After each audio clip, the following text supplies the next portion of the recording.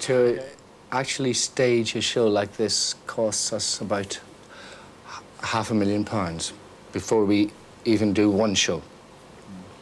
And then you have all the production costs, other production costs after that, like the cost of the hall and the hotels for all our staff and our travel and moving of equipment and all that.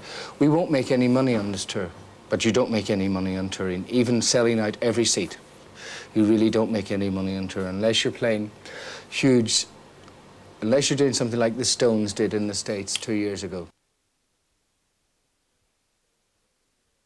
Do you think that there will ever be a stage, like you said, where someone, not Queen in particular, is too old to do a show like that on stage? Is that a problem that you have to face in this business, or do you think like Chuck Berry, who says, even when I'm 60, I will play my guitar?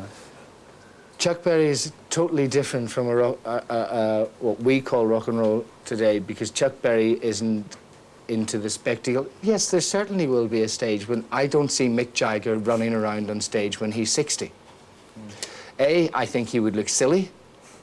B, I don't think he could give the presentation that he would want to give. I don't think it would satisfy him. So yes, there does come that sort of stage.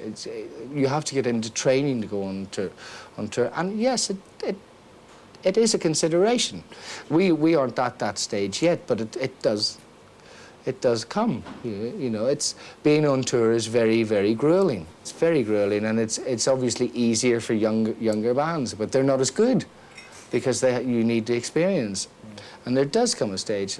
I mean, can you see Mick Jagger at 60? And I don't think many of the fans would want to see him, and I don't think he would want to do it. I know he wouldn't want to do it. I know Freddie wouldn't want to do it, you know, so I don't see Queen touring when they're in their 60s. I won't be with them if they are.